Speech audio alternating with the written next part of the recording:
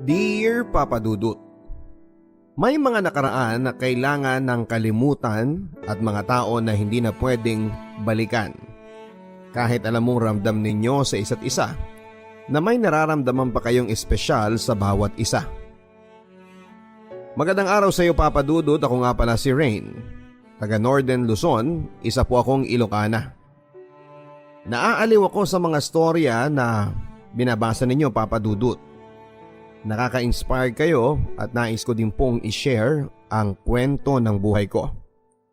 Ako po yung babae na pilit kong kinakalimutan ang mga masasakit na nangyari sa buhay ko. Pero may mga tao o mga bagay na nagpapaalala sa nakaraan ko. Ang nakaraan ko kung bakit naging miserable ang buhay ko. Yung panahon na nag-aaral pa ako. Simulan natin kung saan nag-start ang lahat Papa Dudut. Elementary pa lamang ako nang nakaramdam ako ng puppy love. Tawagin natin siya sa pangalang Aye. Gentleman, mabait at forever niyang pinaparamdam kung gaano ka-espesyal sa kanya. Grade 4 kami noong magkaklase kaming dalawa, medyo weird nga eh. Type ko talaga sa isang tao yung mukhang inosente at tahimik. Pero ako, mabunganga at laking palengke kasi ako Papa Dudut. In short, ako ang unang nagkagusto sa kanya. Pero dahil bata pa kami ay crush lang hanggang doon lang yon. Pero biglang naisama ako sa grupo ng mga kaibigan at pati siya ay naisama. Doon kami nagkakilanlan. Gwapo siya Papa Dudut, ang cute ng ngiti. Maganda ang kanyang mga mata, lumiliit kapag ngumingiti. Pero syempre, pabebe pa tayo noon. Strikto kasi ang parents ko, Papa Dudut. Isang pulis ang daddy ko at isang housewife naman ang mama ko. Bungera ang mama ko kaya takot ako doon. So heto na nga Papa Dudut, kasagsaga ng Meteor Garden noon dahil bata pa kami. Nagpretend kaming sila ang F4 at ako si Shanchay. Si Aye ang Daumense at si Ramel ang Watchilay. Papa Dudut, to cut the story short, naging kami ni Aye dahil din sa tukso nila. Bagay daw kami dahil pareho daw kaming maganda at gwapo. May masasabi naman po akong ganda. Matangkad po ako, may magandang katawan hanggang sa grade 6 na kami ay still kami pa rin ni Aye. Sweet siya Papa Dudut lalo na noong nagkasakit ako. Hindi ko na kasi siya classmate that time, nasa second section ako at nasa third section naman siya. Noong nalaman niyang may sakit ako pero dahil sa gusto kong pumasok at makita si Aye araw-araw, dahil maganda lagi ang araw ko kapag nakikita ko ang smile niya, pumasok ako kahit may sakit. Nalaman niya, nag-excuse siya sa teacher namin sabay-sabing, "Ma'am, ibibigay ko lang po ito kay Rain." Naghiyawan ang mga classmate ko Papa Dudut. Binigyan ako ng royal biscuit at gamot Papa Dudut. Nag-blush ako noon sa sobrang kilig. Ramdam ko talaga na mahal ako ni Aye. Pero wala talagang perpektong relasyon. Away bati pa rin kami dahil nagsiselo siya kay Ramil. Close daw kami, mas close daw kami ni Ramil kesa daw sa kanya. Pero wala sa isip ko talaga yon. Hindi ko akalain na pati closeness ko kay Ramil ay issue kay Aye. Magkakaibigan kami ni Aye, si Ramil. Ang hindi ko pala alam ay may lihim na pagtingin sa akin si Ramil. Varsity kami pareho noong elementary sa volleyball. Nagkasama kami sa isang lugar dahil area meet. Kami lang ang magkakilala or close, so kami ang madalas na magkasama. Iniigib niya ako ng pampaligo ko dahil baryo pa kasi yung pinuntahan naming mga player. Kasalanan ko din naman kasi Papa Dudut. Nahulog ako sa kindness ni Ramil. Nagkaroon kami ng MU habang nasa ibang lugar kami. Pero sabi ko pagbalik natin sa school ay balik magkaibigan ulit tayo. Pero hindi naman siya nagsalita. Nasa school na kami nang nakasalubong ko si Ramil at Aye. Sinabayan nila akong pumasok sa school. At hinatid sa room, naiilang ako kasi nasa gitna ako ng dalawang lalaki na mahalaga sa akin. Walang nagsasalita, basta naglalakad lang kami. Papa Dudut, mahal na mahal ko na si Aye noon at espesyal na kaibigan ko naman si Ramil. Isang araw bigla na lang kaming nagkalabuan ni Aye dahil akala niya kami ni Ramil. Dahil po sa closeness namin ni Ramil. Bago kami makagraduate ng elementary, naghiwalay kami dahil sa maling akala niya. Hindi kami naging mag-on ni Ramil kahit anong pilit kong i-explain ay hindi naman ako pinakinggan ni Aye. I am too young to feel the pain. Sobrang sakit Papa Dudut, naghiwalay kami dahil akala niya kami ni Ramil. Hindi ko alam kung paano mag-move on. Halos gabi-gabi akong umiiyak at nagtatanong, bakit? Ano ang nangyari? Bakit kasalanan ko? Bakit gano'n na lang at bigla-bigla na lang siyang bumitaw? High school Papa Dudut, here we are. Schoolmate ko pa rin si Aye Papa Dudut. Nakikita ko pa siya sa school, ganun pa rin siya at walang pinagbago. Guwapings pa rin siya. May mga naging kaibigan ako sa room namin at yon ay sina Joey, Maymay at si Jam. Sila ang mga kaibigan kong masasabi kong totoo talaga, hanggang sa ngayon ay mga kaibigan ko pa rin sila at hindi nakakalimot. Si John na kaibigan ko ay type si Aye Papa Dudut. Nalaman niya na ex at first boyfriend ko siya. Nag-ask siya sa akin ng favor kung pwede raw ba na tulungan ko siya na ilakad kay Aye. Papa Dudut, dahil sa kaibigan ko si Joe, tinulungan ko siya. Nagsinungaling ako at sinabi kong hindi ko na siya mahal. At baliwala na sa akin lahat ng nakaraan namin ni Aye. Kinausap ko si Aye na kung pwede ligawan niya ang best friend ko. Nagulat siya at sabay tingin sa akin. Huwag mo akong tingnan ng ganyan, baka mahulog uli ako. Joke, sabi ko. Pwera biro, ligawan mo ang best friend ko. Type ka niya, huwag mo akong biguin Aye. Napilit ang ngiti ko. Pero siya ay nakatingin lang at umiiling. Umalis na ako kaagad at baka may makita siyang luha sa mata ko na ayaw kong makita ng mga tao na umiiyak ako. One day, bigla ako nilapitan ni Joe. Nakangiti at masayang masaya. Ang sabi niya, Rain, nililigawan ako ni Aye na sobrang ngiti niya. At ako naman syempre hindi ko pinahalatang nasasaktan ako. Masaya ako sa kanya Papa Dudut. Mahal ko si Aye pero mahalaga sa akin ang kaibigan ko. Nalaman ko na lamang na sila na Papa Dudut. I was pretending that I am okay in front of them. Pero noong mag-isa na ako at nakauwi na sa bahay ay sobrang iyak ko. Sobrang sakit pala Papa Dudut. Kaya noon ay nag-decide na ako mag-entertain ng ibang lalaki sa buhay ko. At doon ko naman nakilala si Angelo. Mga nasa 18 years old siya and I was 14. Dahil sa sobrang gusto kong mag-move on at makalimon sa sakit, sinagot ko si Angelo na hindi ko nalalaman ng background niya. Isang gabi ay pumunta siya sa bahay at timing na walang tao sa bahay. Ako lang ang nandun, pumunta siya at pinilit niyang gawin ang ginagawa ng mag-asawa. Hindi ako pumayag Papa Dudut kasi takot ako. Pero mapusok ang mga halik niya sa akin. Nadala ako sa halik niya at doon ay nakuha niya ako Papa Dudut. Sa totoo lang ay nagustuhan ko ang ginawa niya dahil siguro may experience na rin siya. Hindi ko alam Papa Dudut na may kinakasama na pala siyang iba sa bayan nila.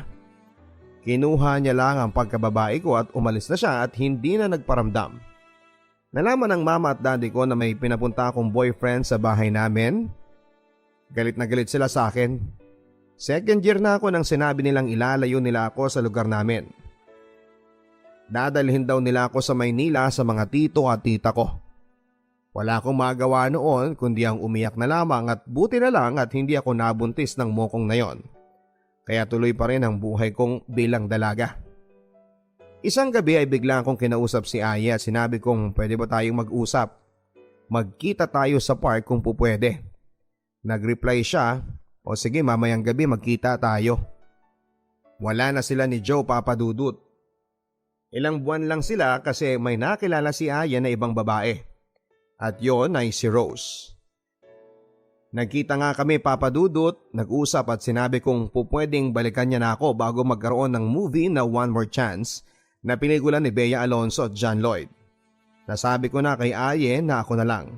balikan na lang niya ako. Nagmakaawa ako sa kanya pero may iba na siyang mahal at yun ay si Rose. Sinabi ko lahat kay Aye ang mga nangyari sa akin habang sila pa ni Joe. Malihim akong tao, Papa Dudut, at bibihira lang ako magkwento, pero sa unang pagkakataon ay nasabi ko kay Aye lahat ng hinanakit ko. Dahil siguro nga dahil din sa kanya. Dahil sa pagmamahal ko sa kanya. Dahil sa kanya ay nawala na ng focus ang buhay ko. Sabi ko sa kanya, kung ayaw mo na talaga at mahal mo si Rose, pwedeng mag-request na pwede bang halikan mo ko, Aye. Sige, sabi niya. Hinalikan niya ako, Papa Dudut, yun nga lang ay smack lang. Ang sabi ko sa kanya ay hindi ganyan ang gusto ko. Ano? Sabi niya. Heto. Ang ginawa ko, Papa Dudut, ay hinalikan ko siya ng maalab. Virgin pa ang lips niya. Wala pa siyang karanasan. Ilang minuto rin yun, Papa Dudut, at yun, tinigil ko na. Ang sabi ko sa kanya ay salamat. May babaunin na ako papunta ng Maynila. Doon na ako mag-aaral at lalayo na ako sa lugar kung saan ay nasaktan ako ng todo. Napatulo na noon ang luha ko, pero pinipilit ko pa rin nakangiti. Nanlaki ang mga mata niya sa ginawa ko at sinabi niya. Gulat na gulat siya at ang sabi niya, ako daw ang first kiss niya. At ganun pa daw. Dahil nga sa pilya ko ay natawa na lamang ako. Bigla niyang hinawakan ang kamay ko nang paalis na ako at bigla niyang hinila paharap sa kanya. At niyakap niya ako, Papa Dudut. Ang sarap ng feelings na ganon, Papa Dudut. Sinabi ko sa isipan ko na sana ay hindi na matapos ang gabi na ito. Naluha na lamang ako at sabay sabi niyang mag-iingat ka rin. Tumango na lamang ako at kumalas na ako sa pagkakayakap niya sa akin at tumalikod sa kanya. At naglakad palayo sa kanya na naluluha na. Sinabi ko sa isipan ko na hindi man lang niya ako pinigilan. Tumingin ako sa langit, ngumiti at sabay sabing mahal talaga niya si Rose. Nagpunta kami sa Maynila, Papa Dudut, pero ilang linggo lang kami doon. At biglang nagkaroon ng alitan ng mama ko at ng tita ko kaya isinama na ako pauwi ng Luzon. Napangiti na lamang ako at sabay sabing salamat, Panginoon. Pasukan na ng third year, buti na lamang at nakahabol pa ako sa enrollment. Madami ang nagulat at bakit daw bumalik ako, so sinabi ko ang lahat. Magkaklase pa rin kami nila Jam, Maymay at si Joe. Varsity pa rin ako ng volleyball sa school namin. Doon ko na lang tinuon ang buhay ko nang makilala ko si Det, isang lesbian, Papa Dudut. Nanligaw sa akin dahil sa pilya ko. Sinagot ko naman siya. At hindi ko akalain na seryoso si Det. May best friend akong lesbian at yon ay si Maymay. Pero hindi siya ganun kabrutal katulad ni Det. Nasabi kong brutal kasi masakit siyang magsalita at nananakit pa siya. I have no choice, gumamit ako ng ibang lalaki para mag-pretend na boyfriend. At yun naman ay si Jepoy. Ayaw akong pakawalan ni Det, Papa Dudut. Sinasaktan pa ako ng buwisit na yon dahil sa selos na walang kwenta. So ginamit ko si Jepoy. Si Jepoy po pala ay classmate ko noong third year. Mabait naman siya noong nakilala ko siya. Pumayag siya sa setup namin tuwing hapon ay sabay kaming umuwi. Ihatid niya ako sa malapit sa bahay namin. Kasama yon sa plano. Para hindi na ako guluhin pa ni Det. Pero one time nag-absent si Jepoy. Kinausap ko ang mga kaibigan ko na si Maymay, si Joe at si Jam na kung pwede ay sabay-sabay kaming umuwi. Usually naman talaga ay ginagawa namin yon.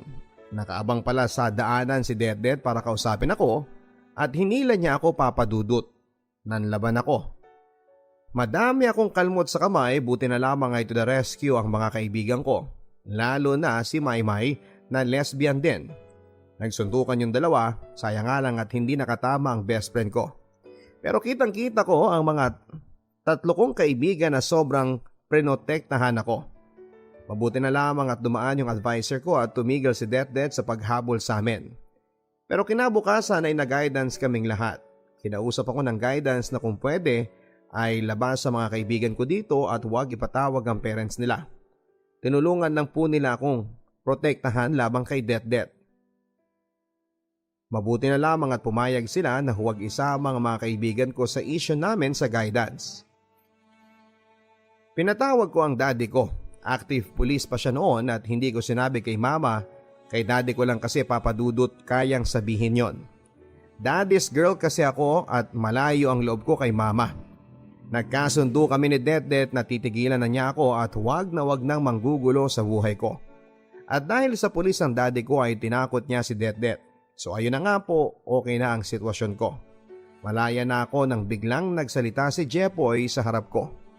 Ang sabi niya, simula mamayang uwian, ako na maghahatid sa'yo.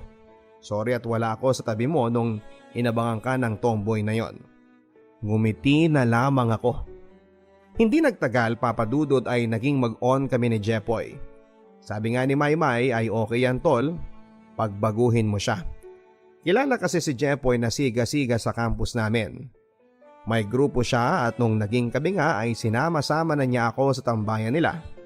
Nakita ko si Aye doon papadudot, nagkatinginan lang kami pero umiwas na ako ng tingin kasi andun si Jepoy. May inuman sila at nasa harapan ko si Aye. Umiiwas ako ng tingin sa kanya kasi parang yung mga mata niya ay parang nagtatanong kung bakit. Siguro dahil hindi siya makapaniwala na kami na ni Jepoy. Hindi po kasi kagwapuhan si Jepoy dahil siguro protektado ako kapag si Jepoy ang nasa tabi ko. 4th year na kami, still kami pa rin ni Jepoy. Away bati kami pero that time ay sobra ko siyang mahal papadudot. Halos siya na ang mundo ko. Hindi ko na pinakinggan ang best friend ko at magulang ko dahil sa sobrang mahal ko siya noon. Isang araw ay may nalaman ako.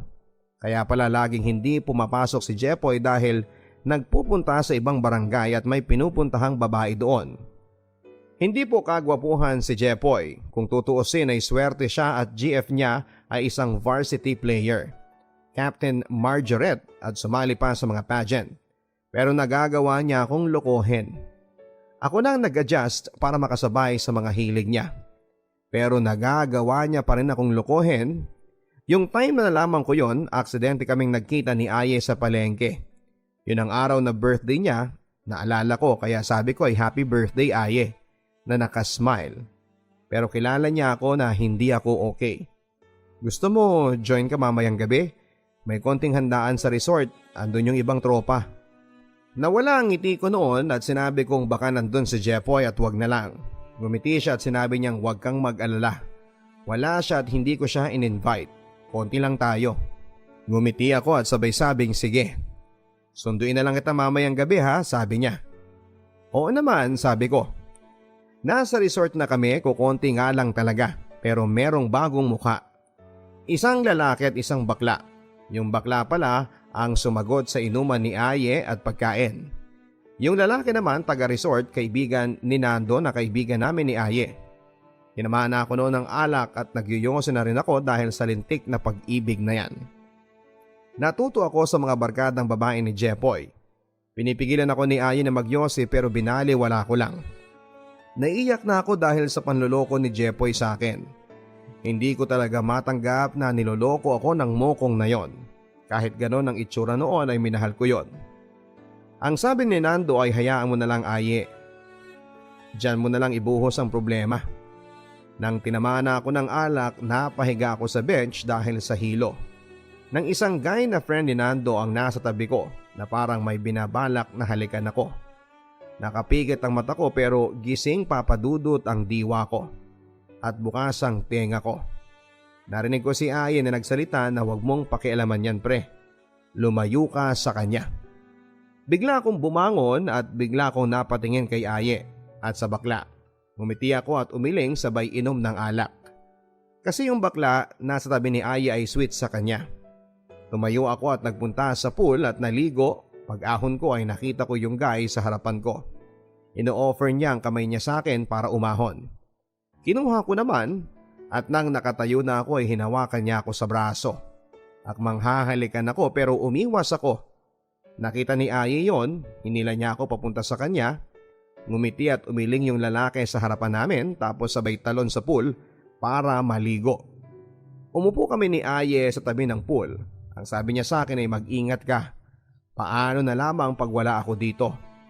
Asa na si Inang? Yung baklang tinutukoy ko. Umalis na siya. Bakit siya umalis?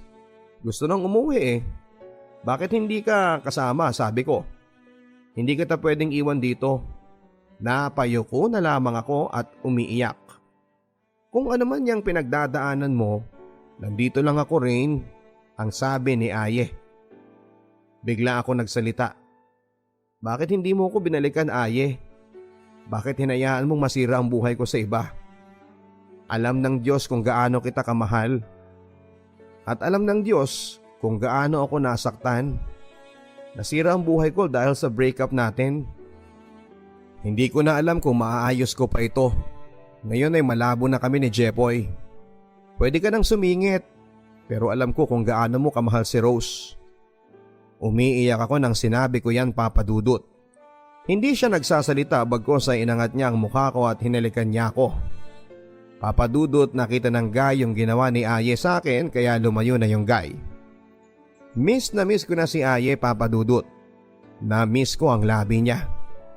Hinatid niya ako sa bahay namin dahil nakakainom na ako.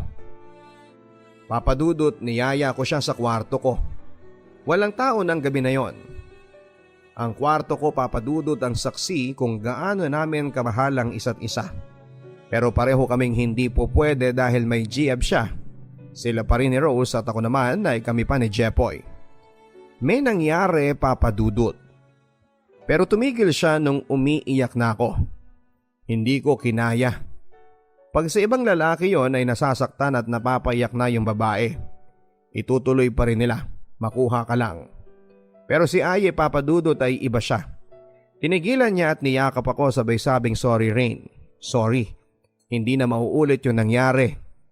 Nagising na lamang ako na wala na siya sa tabi ko, umalis na pala siya na hindi ko namamalayan. Hindi pa rin nawawala ang pagmamahal ko sa kanya, Papa Dudut. Bigla siyang nag-text. Ang sabi ay, "Good morning, Rain, kumusta ang pakiramdam mo?" Napasmile kaagad ako. Nag-reply ako at ang sabi ko ay, "Sorry kagabi, ang tinutukoy ko ay yung hindi naging success sa akin." At reply niya, "Wala yon. Ayaw ko kasing nakikita kitang umiiyak kaya niyakap na lang kita." Nalaman ni Jepoy ang pag-iinom ko at nalaman din niya na nakasama ko si Aye. Ang sabi ni Jepoy, "Patas na tayo, nakaganti ka na." Bigla ay hindi nagparamdam si Aye sa akin, Papa Dudut. Nalaman ko na lamang na sobra siyang nalulong kay Rose at kahit pag-aaral niya ay pinabayaan na niya. Malapit na kaming graduate ng high school nang nalaman ng daddy ko na may boyfriend ako at nalaman ng daddy ko kung anong klaseng lalaki si Jepoy. Sinabi ng daddy ko na layuan ko na raw si Jepoy kung ayaw kong may mangyaring hindi maganda sa kanya. Kilala ko si daddy, Papa Dudut. Hindi siya madalas magsalita pero pag time na nagsalita at seryoso na ang usapan ay tumatahimik ang lahat ng tao sa bahay. Pilit kaming pinaghiwalay pero matigas ang ulo namin. Nang isang araw ay hindi ako umuwi ng maaga. Nasa tambayan lang kami ni Jepoy sa kainan malapit sa school nang sinabi niyang, "Huwag ka nang umuwi." Biglang pumasok sa isipan ko na sige, sasama ako. Total ay galit ang mga tao sa akin sa bahay. Pagdating namin sa bahay nila, nandun ang magulang niya at ang mama ko at bigla kong nakaramdam na may tao sa likod ko. Ang daddy ko. Ang sabi ni daddy ay umuwi na tayo, Rain. Ayaw ko. Mahal ko po si Jepoy. Bigla akong nasampal ng daddy ko at ang mama ko naman ay nahimatay sa harapan ko dahil sa pagsampal sa akin ng daddy ko. "Mama, uuwi na ako, sasama na ako." "Ma, gising ka na," sabi ko. Sumama nga ako, Papa Dudut, at nakauwi na kami sa bahay. "Sinayang mo ang mga plano ko sa iyo, Rain. Madami akong plano sa iyo. Ibinigay ko ang lahat para hindi mo maramdaman na anak ka sa labas. Pantay-pantay ang turing ko sa inyo ni Ate Lotlot mo at ng kapatid mo. Bakit ka nagre-rebelde ng ganyan?" Seryosong sabi ng daddy ko. Papa Dudut, iyak lang ako ng iyak. Nagkulong ako sa kwarto ko at hindi ako pumasok ng ilang araw. Naaawa ako sa itsura ng daddy ko at first time kong makitang ganon ang daddy ko.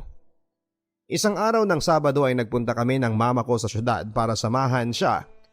Nakasakay kami sa jeep nang makita ko ang batchmate ko na nabalitaan namin na maagang nabuntis. Second year high school pa lamang kami noon nung nabuntis at tumigil siya sa pag-aaral. Kawawang-kawawa ang mukha niya at pananamit niya. Sobrang payat at may dalawang maliit na bata siyang kasama, umiiyak at may pasa sa mukha.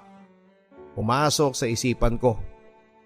Ganyan ba ang gusto mong buhay pag maaga kang mag-asawa, Rain?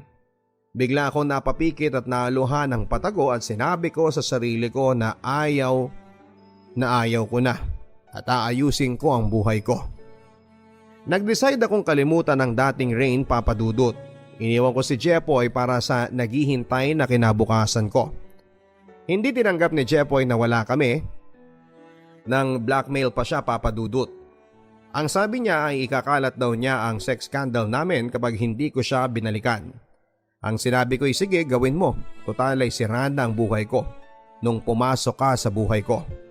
Malakas ang loob ko noon, Papa Dudut, kasi sa aming dalawa ako lang ang may CP na di camera. Kaya imposibleng may video siya.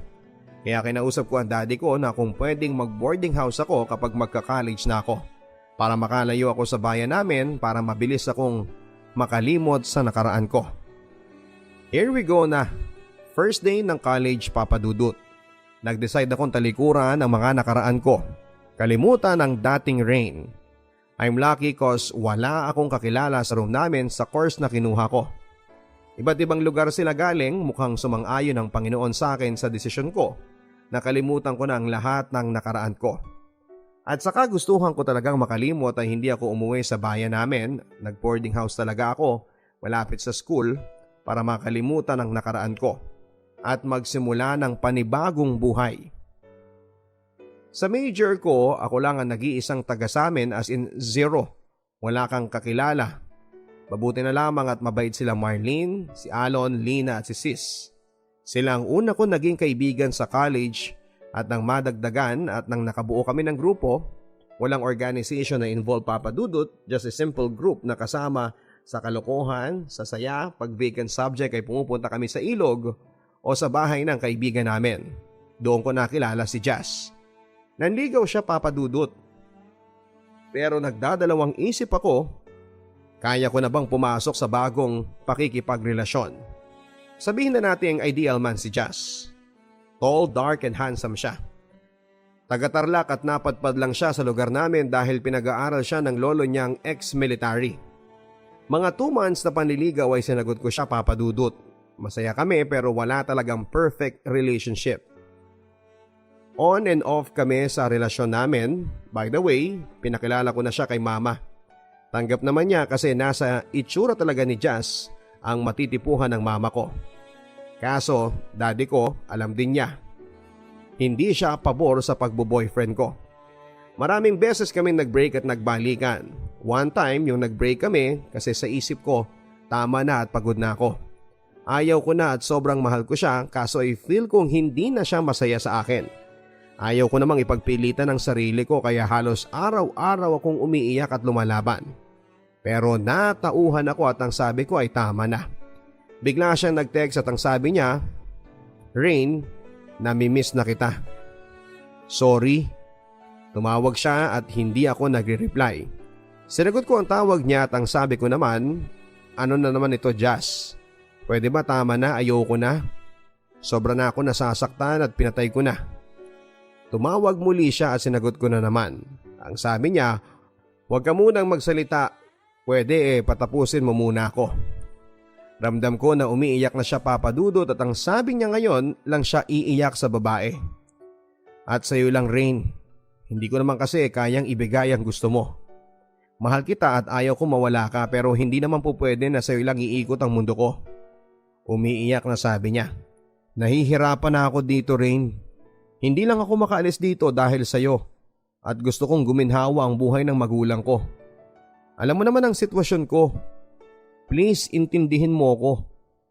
Papa Dudut, ilang beses ko na siyang iniintindi at sa ngayon ay magsusugal muli ako. Tinanggap kong muli si Jazz sa buhay ko. Nag-text ako kay daddy ko at sinabi kong kami na muli ni Jazz. Ang sagot naman niya, itigil ko na dahil mukhang ako na ang naghahabol. Ang sagot ko ay last na last chance na ito. Huli na pag hindi nag-workout, ayaw ko na. May nangyayari sa amin ni Jazz, Papa Dudut, kaya siguro ay sobra ko siyang mahal. Idagdag mo pa na tanggap siya ng mga magulang ko. Pero dahil siguro sa madalas naming pag-aaway, nakakapagod at nakakasawa na rin ang away bate. Nag-decide kami ni Jazz na mag-cool off muna kami. Pareho naming gusto yon, pero may isang araw naririnig ko na nililigawan niya yung bagong classmate namin. Third year college na kami noon, cool off pa din kami ni Jazz that time. Na biglang nalilink daw si Jazz sa bago naming classmate na kinakairita at kinakainis ko. Bigla akong kinausap si Jazz at ang sabi ko, kung manliligaw ka ay wag naman sa classmate natin. Classmate mo ko at nasasaktan din ako. Masakit sa akin yon, intindihin mo naman ang nararamdaman ko. Marami dyan, wag lang sa classmate natin. Ang sagot niya, ako ba? Iniintindi mo? Akala mo hindi ko alam na nagpapaligaw ka na? Sa kapatid pa na classmate natin? Oo, hindi ko maibigay ang kayang ibigay ng mokong na yon. Mahirap lang ako rin eh. At saka alam ko na nag-move on ka na. Naluluha na, sabi niya. At ako naman ay naiiyak na rin at ang sabi ko, ako naka-move on. Kung naka-move on ako, hindi ako naaapektuhan ng ganito. Napangiti siya at sinabing deserve mong masaktan rin. At dahil sinasaktan mo din ako. At saka hindi mo matuturuan ng puso ko kung sino ang gusto kong mahalin at ipapalit sa iyo. Tumalikod na siya at iniwan akong mag-isa sa hallway ng building ng school namin. Pagtingin ko sa babae, nakita ko yung babae na nakatingin pala sa amin kanina pa. At sabay na silang lumabas ng campus ni Jazz. Papadudot, sobrang sakit. Ang akala ko noon, Papadudot, ay hindi ko na mararamdaman noong panahong kami pa ni Aye. Pero heto, mas masakit pa pala. Ibinigay mo ng lahat sa taong mahal mo, yung pinipilit mong maging okay sa harap ng ibang tao kahit alam mong sobrang sakit na. Na-hospital pa ako dahil sa kagagahan ko sa pag-ibig. Hindi ako makakain at puro alak lang ang laman ng tiyan ko. Bumigay ang katawan ko, wala akong makausap at wala akong mapagsabihan. Doon ko nakita kung sino talaga ang mga nagmamalasakit sa akin, Papadudot. Ang mga magulang ko at ang mga best friends ko.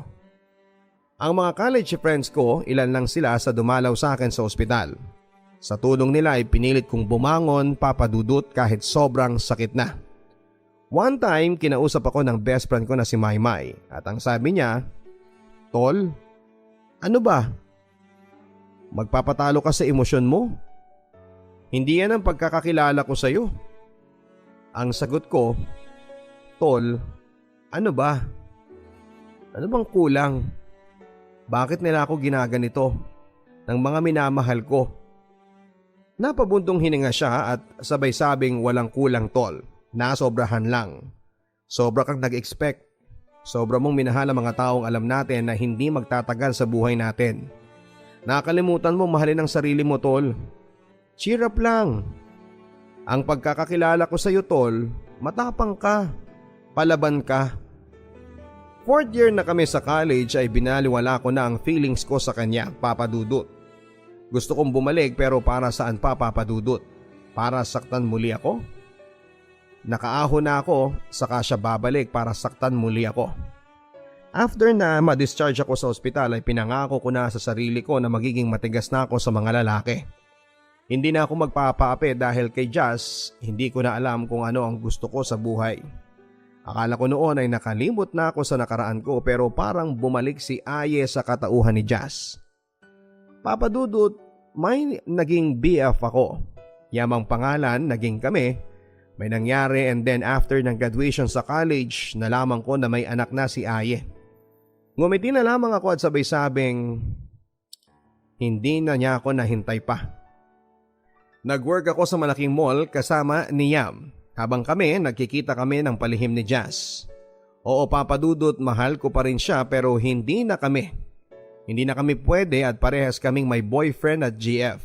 Pero naisipan kong itigil na rin ang pakikipagkita sa kanya. Yung feeling ko, ginagawa niya akong parausan. At feeling ko ay bumalik na naman ako sa kabaliwan ko kay Jazz. Kasi ni minsan ay hindi niya sinabi sa akin na, balikan na sa akin, Rain. Tayo na lang ulit, Rain. Ganon, Papadudot. Na-realize ko na naging ex with benefits ang nangyari sa amin. So, nilabanan ko, Papadudot, ang feelings ko sa kanya. Kasi kahit na anong gawin ko, hindi na maibabalik ang dating kami. Sa trabaho ko may mga bago ko nakilala sa mall na yon. Yung iba nagpaparamdam sa akin ng pagmamahal. Pero binabaliwala ko na lang hanggang sa isang worker ang nagparamdam sa akin.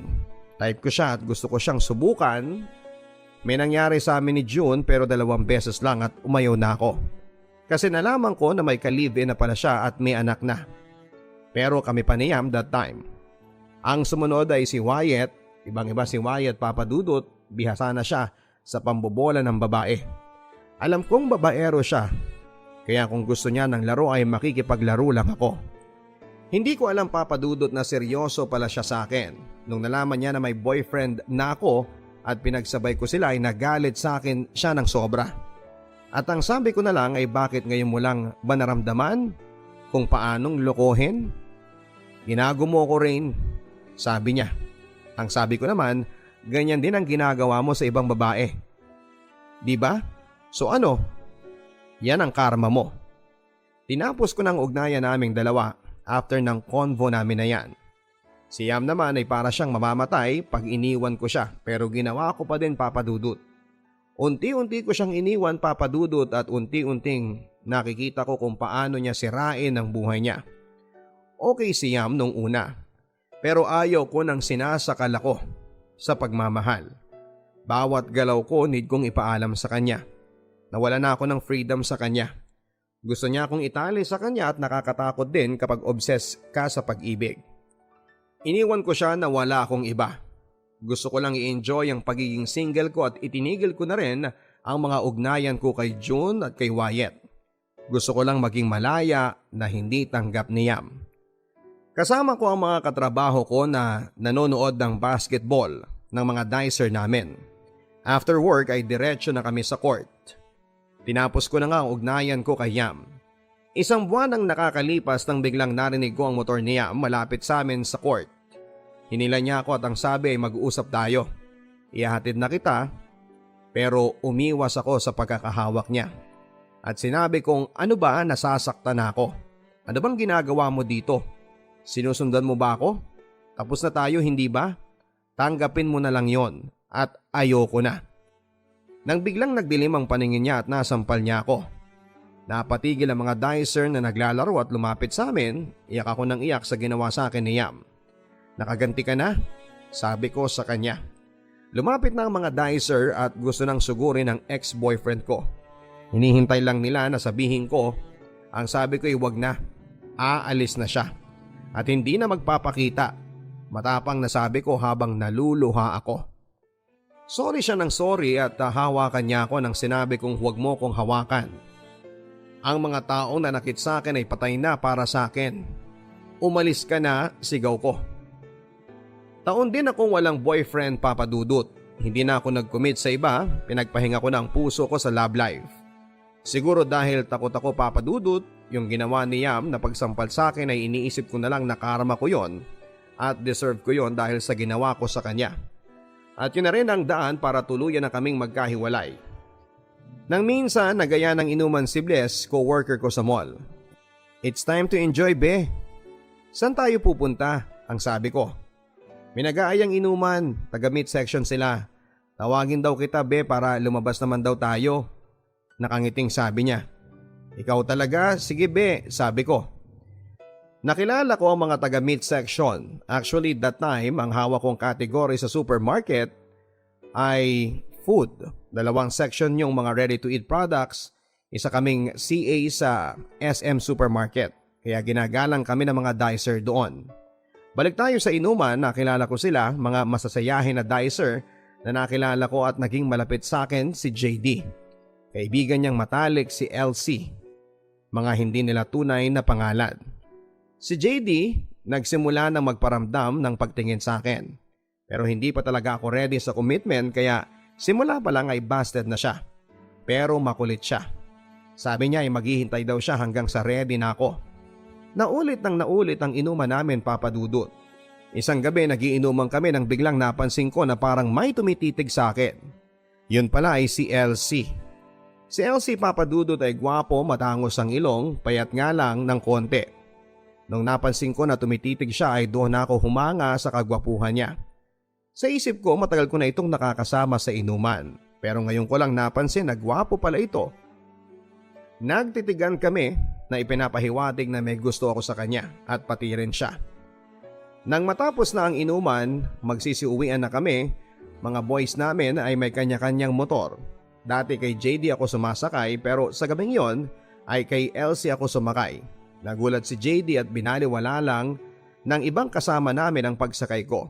At ihahatid niya na ako na amoy ko na mabango ang kulong niya. Malakas ang dating sa akin ng mababangong lalaki.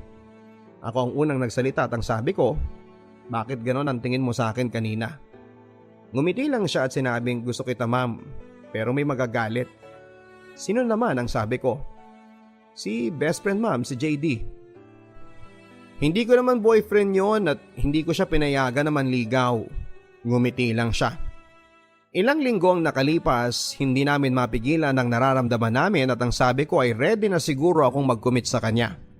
Pero siya itong takot na baka mag-away sila ni JD. Hindi nagtagal, nalaman ni JD na pinopormahan na ako ng best friend niya. Dumating na yung kinakatakutan ko papadudot na sira na ang pagkakaibigan nila. One time closing ako at sila ay opening. Pauwi na ako ng boarding house ko nang nakita ko silang dalawa na naghihintay sa akin. Hindi ako sumakay sa mga motor nila, bagkos ay naglakad ako pauwi ng boarding house. Pero sila nasa likod ko lang na sumusunod. Pagdating namin sa harap ng boarding house namin, huminto ako at kinausap ko sila. Ang sabi ko kung masisira lang ang pagkakaibigan yung dalawa, ako na lang ang lalayo sa inyo. Nakatingin ako kay Elsie habang sinasabi ko yan. Si JD ang nagsalita. Hindi ba Elsie, matagal mo nang alam na gusto ko si Ma'am Rain? Bakit tinatalo mo pa ako? At ang sabi ko naman hindi kita pinayagang manligaw. Sabi ko hindi pa ako handa. Nakatingin pa rin ako kay Elsie na naghihintay kung ipaglalaban niya yung feelings niya sa akin. Pero nanatiling tahimik lamang siya. Nang wala akong marinig kay Elsie ay nagsalita muli ako. Okay, umalis na kayo. Ayaw kong masira kayong dalawa. Kalimutan niyo na lang ang lahat ng ito. Noon ay biglang nagsalita si Elsie at ang sabi niya, Ma'am Rain, subukan mong mahalin si JD. Kalimutan mo na lang ang mga sinabi ko sa iyo. Nagulat ako papadudot. Tatalikuran ako at kakalimutan niya ang feelings niya sa akin para sa kaibigan niya. Bigla akong naluha sa harap nila at sinabi kong umalis na kayo. Kalimutan niyo na ako. Pumasok na ako ng boarding house na umiiyak. Umalis na rin sila. Pag alis nila ay bigla akong tinext si Elsie at ang sabi ko, sigurado ka na ba? Bakit hindi mo ako ipaglaban? Isasakripisyo mo ang pagmamahal mo sa akin para sa best friend mo? Nakaakyat na ako sa kwarto ko nang biglang nag-text si Elsie at ang sabi niya, labas ka dito. Nandito ako sa harap ng boarding house nyo. Lumabas ako papadudot, andun siya at naghihintay at nag-usap kami. Ang sabi niya, bakit kasi ikaw pa rin? Bakit kasi ikaw pang nagustuhan niya? At bakit sa isang babae kami nagkagusto? Ikaw ang gusto ko Elsie, ang sabi ko. Hindi nagtagal ay naging kami papadudot. Hindi natanggap ni JD ang desisyon namin ni Elsie. May time pa nga na naglalaro sila ng chess. Ang sabi ni Bless, give up na JD. Talo na yung king mo. Pero ang sabi niya, talo na nga ako sa kanya pati ba naman sa chess. Hindi ko matatanggap ito. Nakatingin kay Elsie pero biro lang yon papadudot. Nagkaayos din silang dalawa at tinanggap din ni JD ang katotohanan. Minsan, umuuwi kami sa bayan namin at sinasama ko si Elsie sa bayan namin. Isang beses, fiesta. Isang gabi nang may nakasalubong kami, walang iba kundi si Aye papadudot. Ikaw pala yan Aye, kumusta ka na? Ikaw ang kumusta? Aba, wala pa rin pinagbago lalo kang gumanda. Naks naman, salamat sabi ko. Biglang dumating si Elsie. Tara na rin sabi niya. Wait halika dito Elsie. Heto nga pala si Aye. Heto naman si Elsie, boyfriend ko. Hello pre, sabi ni Aye. Hello din pre, sabi niya. Sige na Aye, uuwi na kami. May pasok pa kami sa work bukas Medyo nakalayo na kami nang lumingon sa kanya. Nakasandal siya sa kahoy na nakatingin sa langit at kita ko sa mga mata niya ang lungkot. Pero si Elsie na ang buhay ko sa ngayon at kinalimutan ko na lahat ng nakaraan ko. Maraming nangyari, maraming pagsubok pa ang dumating sa amin ni Elsie. Parehas namin nilabanan ng mga tukso na dumating pero ako, lumaban ako Papa Dudut. Maging sa work ko ay puro mga lalaki ang mga katrabaho ko. Nakapagtrabaho po ako sa provincial government at isa akong jail officer Papa Dudut. Maraming lalaki at maraming ideal man doon pero stick to one ang lola nyo. Kay Elsie lang ako. Pero wala talagang perpektong relasyon Papa Dudut. Si Elsie ang mahina. Nagpatalo siya sa tukso. Nagli-live-in na kami Papa Dudut sa panahon na yan pero may isang gabi na hindi siya sumabay umuwi sa akin sa bahay namin. So hinayaan ko lang para makapag-bonding kami ng mga barkada ko. Pero iba yung sa kanya Papa Dudut. Kaya pala hindi siya sumabay kasi may kinakalokohan na ibang babae. Paulit-ulit na lang Papa Dudut kahit na ilang beses kong nalaman na may namamagitan sa kanila. Kahit ilang beses ko silang paghiwalayin pero sila itong kusang gumagawa ng paraan para magkaroon pa rin sila ng ugnayan. Pero tao lang tayo Papa Dudut, napupuno din. Tama na ang pagiging martir. Nang nalaman kong may nangyari sa kanila ay kinausap ko si Elsie. Nasampal ko siya ng napakalakas. Sabi ko ay tama na. Ayoko na kahit ano ang gawin ko. Pinipilit niyo pa rin ang sarili niyong dalawa. Ako lang ang hadlang sa inyo at ang bababoy niyo. Kaya ginawa ko Papa Dudut ay hinakot ko na ang lahat ng gamit ko at umalis na ako sa tinutuluyan namin at umuwi ako sa bahay namin. Pagka uwi ko for the first time Papa Dudut ay ginawa ko ito kay Mama. Niyakap ko siya. Niyakap ko ang mama ko sa likod niya Papa Dudut na umiiyak at sabay-sabing ang sakit-sakit Mama. Ilang araw lang Papa Dudut ay nagparamdam muli sa akin si Elsie at nagtatanong kung nasan ako. Ang sabi ko ay nasa bahay. Bakit nagpunta siya at sinusuya akong bumalik sa kanya? Pero ayaw ko na talaga. Nagmakaawa siya sa akin siguro dahil sa mahal na mahal ko siya Papa Dudut kaya pinatawad ko siya. Pero hindi rin kami nagtagal Papa Dudut. Naging ex ko na din siya. Dahil kinasal na po kami. Sa ngayon Papa Dudut ay nasa ibang bansa na po ako. Iniwan ko ang karir ko sa Pilipinas kasi grinab ko ang opportunity sa ibang bansa. Naiwan ko sa Pilipinas ang magama ko, may isa na kaming anak na napaka-sweet Papa Dudut. Nagbago na rin ang asawa ko. Ayaw niya kasing masira ang pamilya namin. Nandito na ako sa ibang bansa, maayos ang pamilya ko Papa Dudut sa ngayon ay sinusubukan ata talaga ako ng Panginoon. Sa haba ng panahon, isang dekada mahigit na wala kaming komunikasyon ni Aye, ngayong taon lang ito ay nagparamdam siya sa akin.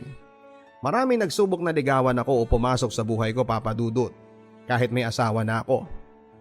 Ang sabi nga po nila ay hot mama ako, pero hindi ko sila pinagtutuunan ng panahon. Pero kay Aye ay hindi ko alam.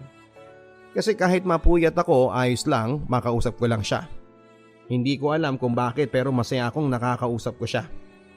Isang gabi sinabi ko sa kanya na kung ano man ang nararamdaman mo sa akin Aye ay pwedeng itigil mo na. Alalahanin mo na may asawa na ako at ikaw din. Hindi kami kasal sabi niya. Pero kahit na may anak kayo, mas okay na magkaibigan na lang tayo. Sabi ko ay labanan natin Aye.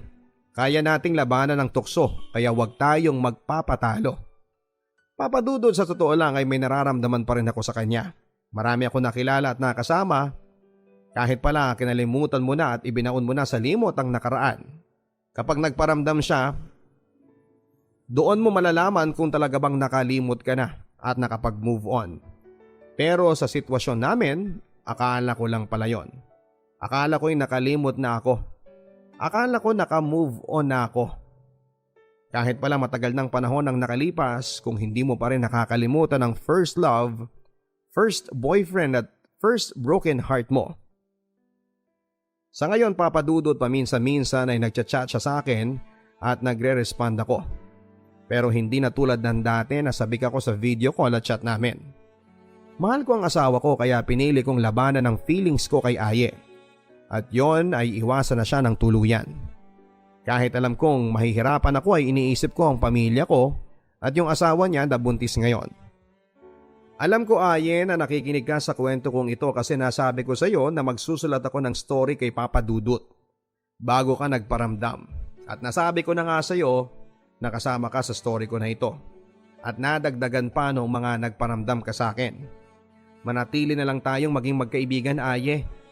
Alam ko always tayong hindi pinagbibigyan ng panahon na iparamdam muli natin sa isa't isa ang pagmamahala natin. Ang unfair, hindi ba, Aye? Pero kaya natin to. Pagsubok lang ako sa buhay mo at pagsubok ka din sa buhay ko. Maraming salamat, Papa Dudut, sa pag-ere ng storya ko at sana'y may napulot na aral ang mga tagapakinig mo. Maraming trials ang darating sa buhay natin, pero wag nating kalimutang bumangon. Sabi nga nila, keep moving forward.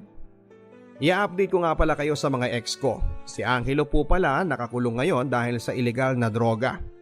Si Jepoy nag-asawa na rin pero balita ko ay sinasaktan niya ang asawa niya. Lasinggero, mabisyo pa rin. Si Dedet naman po, ayon, lesbian pa rin. Si Jazz naman still single at hindi ko alam kung ano talaga ang balak niya sa buhay niya. Si Yam naman may bagong GF. Humihingi ng advice ang GF niya kung ganun daw ba talaga si Yam. Hindi pa rin nagbabago si Yam. Still gusto niya kontrolado niya ang GF niya. Si Joe naman ay nasa Taiwan na. Nagpaparamdam pero dinededma ko na lamang. Kasi pareho kaming may asawa na. At ngayon yung asawa ko, Papa Dudut, swerte ako sa kanya. Kasi nakikita kong responsableng daddy siya sa anak ko. At good husband kahit malayo ako sa kanya. Naisip ko kung hindi ko inayos ang buhay ko noon. At kung mahinang babae ako baka hindi ako naka-achieve ng mga pangarap ko. Sa determinasyon naming mag-asawa na umangat ay may sarili na po kaming bahay. Munting negosyo at may binubukid na rin na nakasangla sa amin. Next year ay uuwi na ako kung hindi lang may pandemic ay nasa Pilipinas na nga ako kasama ang mag-ama ko. Maraming salamat, Papa Dudut, and more power to your program. Lubos na gumagalang, Rain. Dear Papa Dudut, magandang araw po sa inyong lahat. Itago nyo na labang po ako sa pangalang Isa. Nagsimula po ang lahat nung ako ay 4 na taong gulang pa lamang. Nag-aaral na ako ng nursery noong mga panahon na yon, Papa Dudut. Dahil parehong nagtatrabaho ang mga magulang ko ay puro pinsang ko lang ang madalas kong nakakasama ng panahon na yon. Lahat ng gusto at ipag-utos nila ay sinusunod ko dahil sa takot ko na maiwan na mag-isa sa aming bahay. Isang araw ay nagbilin si Papa sa akin. Wag na wag mong bubuksan ang kwarto natin. Dapat ay hayaan mo itong nakalak. Mabilis na oo naman ang sagot ko. Habang naglalaro kami ng mga pinsan ko sa loob ng aming bahay ay inutusan nila akong buksan ang pintuan ng kwarto namin. Hindi ako pumayag dahil kabilin-bilin ni Papa na huwag na wag itong bubuksan. Dahil dito ay nagalit ang isa kong pinsan at niyaya nang umuwi ang kapatid niya. Naiwan ako mag-isa, takot na takot ako. Ang tumatakbo lang sa isipan ko ng mga oras na yon ay ito. Kung yung mga pinsan ko, iniwan ako dahil lang sa hindi ko nasunod ang gusto nila, paano pa kaya ang ibang tao? Nang magkaayos kami ng mga pinsan ko ay palagi ko na lang silang sinusunod sa takot na iwan ulit nila ako. Noong nag-5 taon ako ay pinilit ko sina Papa na mag-grade 1 na kaagad ako. Sa umpisa ay ayaw ng mga teacher pero napapayag din sila ni Papa. Sa umaga ay nasa paaralan ako at kapag hapon naman ay naglalaro kami ng mga pinsan ko. Madalas papadudot naming laruin ang football, running at paminsan-minsan ay bahay-bahayan. Sila ang nagturo sa akin ng mga larong yon kaya lahat ng ipapagawa nila ay tama para sa akin. Hindi ko alam na hindi pala ganon ang tama at normal sa paglalaro ng bahay-bahayan. Tuwing yon ang laro ay ako ang nagiging nanay kahit na mas matanda ang 2 kong pinsan. Dahil ang kuya nila ang tatay at hindi daw pwede na magkapatid ang magiging nanay at ang tatay. Pumayag ako dahil sa paliwanag nilang yon, Papa Dudut. Tuwing sasabihin ni Kuya Mart na kunwari ay buntis ako, ay pinapahiga niya ako. Kinukumutan ang buong katawan ko mula ulo hanggang sa paa at pinapatungan niya ako. Idinitikit niya ang kanyang harap sa aking harapan dahil ganon daw talaga yon. Okay lang sa akin dahil hindi ko naman alam na ganon ang tunay na ginagawa ng totoong mag-asawa. Ang kaibahan lang ay nakadamit kaming pareho. Pero kahit nakadamit kami ay ramdam ko ang kanyang ibaba. Nagpatuloy ang ganoon sa tuwing yon ang laro namin hanggang sa mag-7 taon na ako. Bakasyon bago ko pumasok ng grade 3 ay umuwi kami ng probinsya na sakop pa rin ng Cavite. Nagbakasyon muna ako sa lola ko, kasama ko doon ang mga pinsan ko sa mother side. Sila naman ang nakakalaro ko doon. Isang araw ay nagpunta ang lola ko sa bahay ng tita namin. Medyo malayo ng kaunti sa bahay ng lola ko. Bago siya umalis ay nagbilin siya na matulog kami sa tanghali.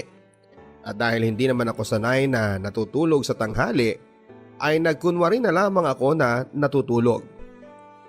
Nagulat ako sa mga sumunod na nangyari. Ang pinsan ko na si Ate Lynn, bigla na lamang niya akong hinalikan sa labi. Hindi ako nakapalag sa sobrang gulat ko at dahil na rin sa nagpapanggap akong natutulog ng mga oras na yon. Pero hindi lang yon ang ginawa niya dahil habang hinahalikan niya ako, ay iginapang pa niya ang kanyang kamay. Nung una ay sa likurang bahagi lang ng aking katawan hanggang sa iginala niya ito at inilipat sa aking harapan. Hindi ako makagalaw. Mabuti na lamang at biglang dumating ang lola ko. Kumatok siya ng kumatok dahil nilak ng pinsan ko ang pintuan. Hindi siya pinagbuksan ng pinsan ko dahil inaayos pa niya ang aking pagkakahiga at ang kanyang sarili. Galit na galit ang lola ko nang nabuksan ng pinsan ko ang pintuan ng bahay. Dali-dali niya itong pinalo at pati ako ay nadamay dahil nagtutulog-tulugan lang daw ako. Napalo na niya ako bago sinabi ng pinsan ko na totoong tulog ako. Itinuloy ko na lamang ang pagtutulog-tulugan ko dahil natatakot akong magsumbong. Dahil kapag nagsumbong ako ay baka mawalan ako ng kalaro dahil siguradong magagalit ang pinsan ko sa akin. Hindi yon ang huling beses na ginawa niya yon dahil naulit pa yon ang naulit. Tuwing gabi dahil magkatabi kami sa higaan ay paulit-ulit niya itong ginagawa. Hindi na rin ako nakapagsumbong kina Papa dahil ayoko masira siya sa amin. Itinago ko yon hanggang sa makabalik kami sa amin. Noong bumalik ako sa amin ay yung mga pinsan ko ulit sa father side naman ang nakasama ko. Naulit na naman ang ginawa ng pinsan ko sa tuwing nagbabahay-bahayan ng laro namin.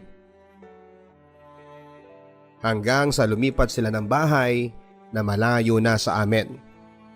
Bahagya akong natuwa dahil matitigil na rin ang ginagawa ni Kuya Mart sa akin. Pero medyo nalungkot din ako dahil naiwan ako na mag-isa. Simula noon ay hindi na ako masyadong lumalabas pa ng bahay. Madalas ay nasa kwarto na lamang ako. At dahil din sa mga nangyari ay masasabi kong medyo nagbago ako. Hindi na ako nagsusuot ng duster at ang kinakatwiran ko kay mama ay maliit na sa akin ang mga duster ko. Medyo nagkikilos lalaki din ako. Boyish kumbaga. Hayaan na kung anong iisipin ng iba basta alam ko naman na babae talaga ako.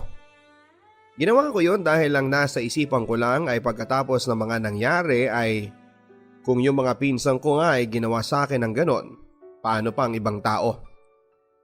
Mas maganda nang magkilos lalaki ako papadudot at mapagkamalang tomboy kesa naman paulit-ulit na abusuhin. Makalipas ang higit 1 taon ay nagbalik ang mga pinsan ko sa katabing bahay namin. Sina Kuya Mart, mabuti na lamang at medyo malaki na rin sila kaya hindi na daw bagay ang larong bahay-bahayan. Kaya ang nilalaro na lang namin ay puro takbuhan sa ilalim ng sikat ng araw. Kahit na palagi akong pinapagalitan nila mama dahil mangingitim daw ako. Hindi naman sa pagmamayabang pero sobrang puti ko kasi noong mga panahon na yon. Wala akong pakialam kahit pagalitan nila ako kesa naman bumalik yung ginagawa sa akin ng pinsan ko. Mas gusto ko pang mangitim kesa mababoy ulit. Hanggang sa makagraduate ako ng elementarya. Hindi na ako masyadong nakakalaro dahil maghapon na ang pasok namin sa high school. Doon ay nakahanap ako ng mga bagong kaibigan. Yung iba ay kinakaibigan lang ako dahil kapag may hinihingi sila ay ibinibigay ko. Basta ba may maibibigay ako. Noong matapos ang first year ay hindi na ako nagbakasyon sa lola ko at tumulong na lamang sa pagtitinda sa palengke sa tiyahin ng papa ko. Sa palengke ako sa umaga at naglalaro ako sa hapon kasama ng mga pinsang ko. Noong mag second year ako ay natigil ako sa pagtulong sa tiyahin ng papa ko dahil gusto ni papa na mag-focus na ako sa pag-aaral. Pero kahit nagbakasyon na ay hindi na rin muna ako bumalik sa palengke para tumulong. Nagkulong na lamang ako sa loob ng aming bahay. Natuto na rin akong mabuhay nang wala ang mga pinsan ko. Mas okay na yon para hindi ko maalala ang mga nakaraan. Ang mga ginawa sa akin ng mga pinsan ko. Medyo nakatulong yon dahil hindi ko na masyadong naaalala ang mga ginawa nila.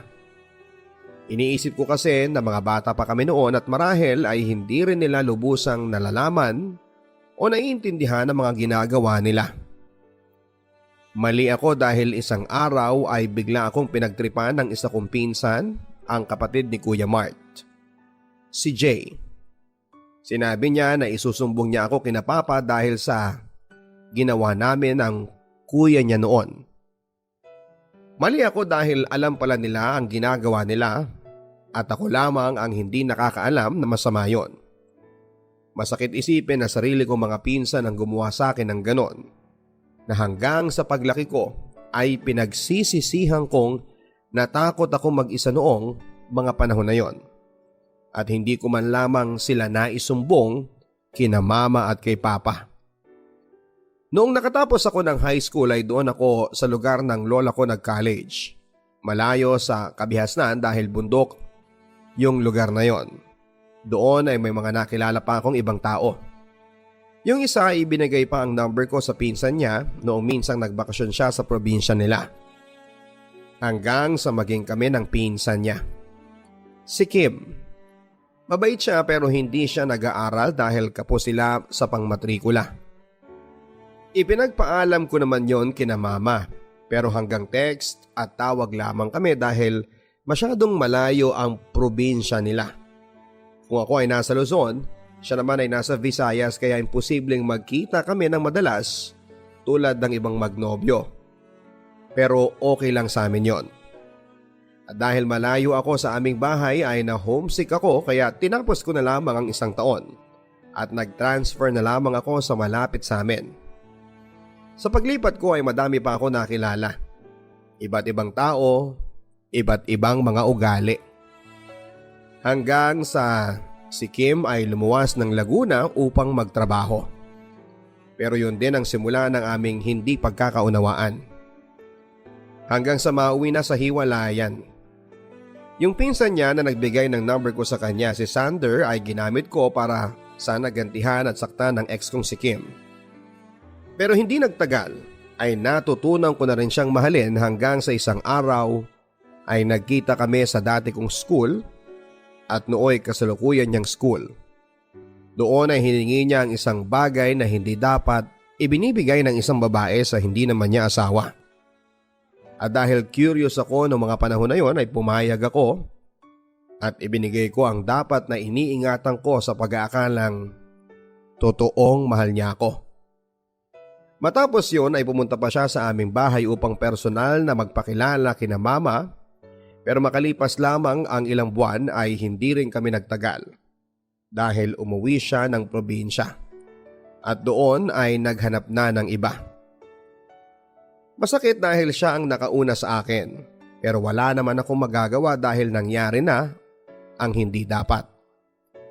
Hanggang sa ibang kaklase sa elementarya ang nagparamdam at nanligaw sa akin. Si Sep. Naging kami pero hindi alam nila Mama dahil takot ako na baka maghiwalay lang din kami at siya din naman ay ayaw pa munang humarap kina Mama dahil takot pa din siya at nahihiya dahil napahinto din siya sa pag-aaral. Inamin ko sa kanya na may nakauna na sa akin at tanggap naman daw niya yon. Pero sa kalagitnaan ng aming relasyon ay hiniling niya ang hiniling din sa akin ng aking ex. Ayaw ko pero mapilit siya. Muntik na niyang makuha ang hindi naman dapat niya makuha.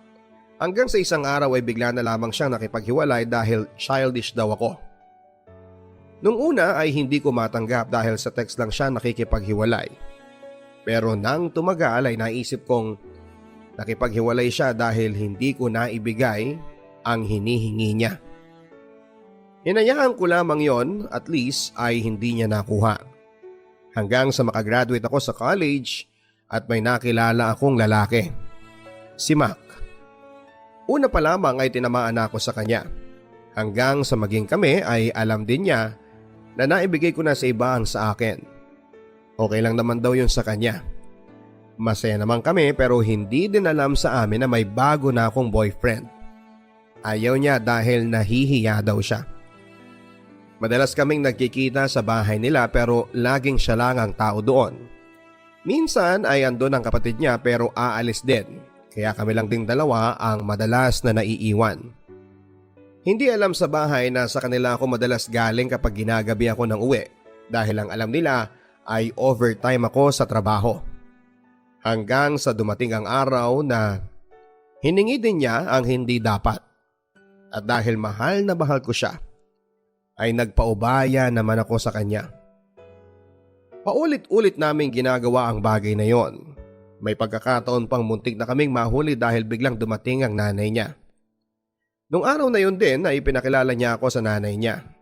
Hanggang sa magtagal ay laging sinasabi ng nanay niya na gusto niya akong maging manugang.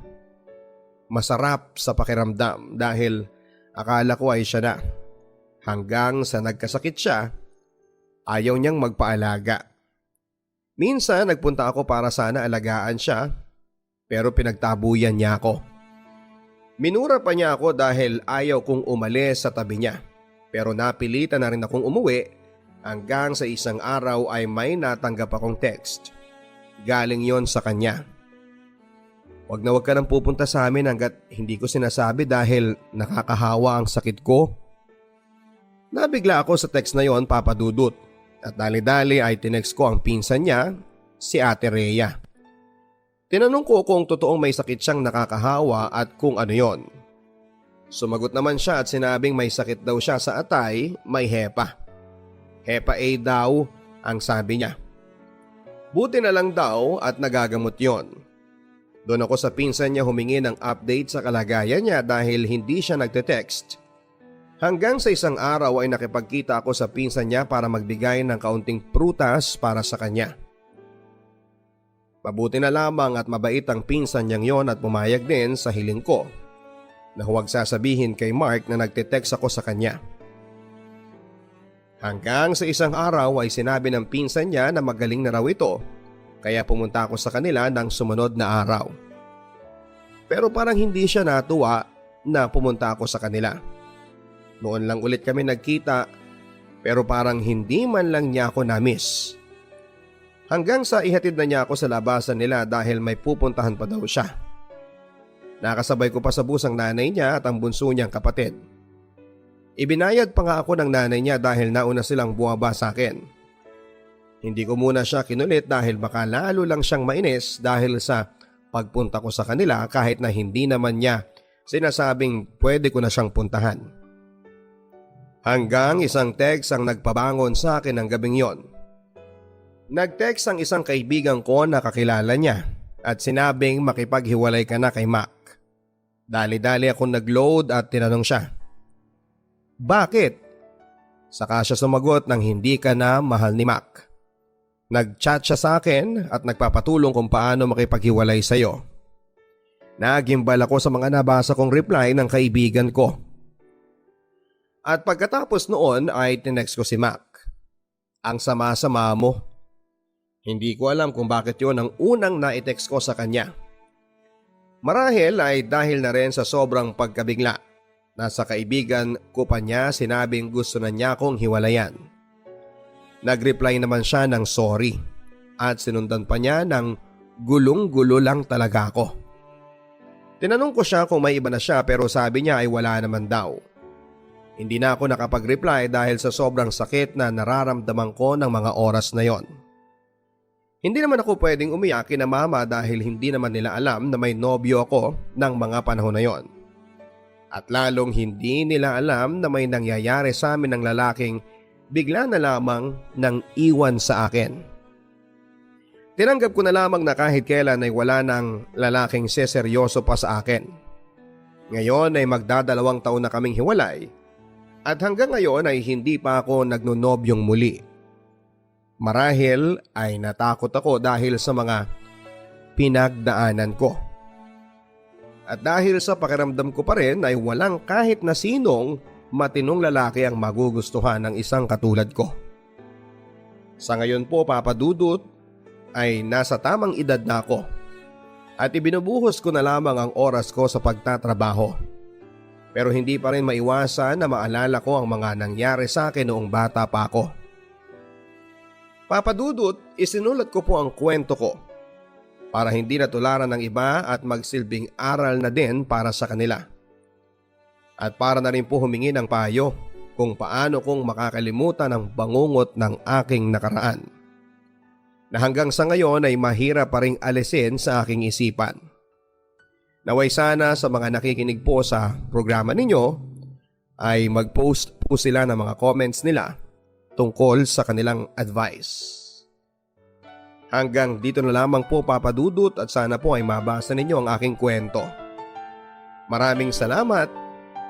Nagmamahal, Isa.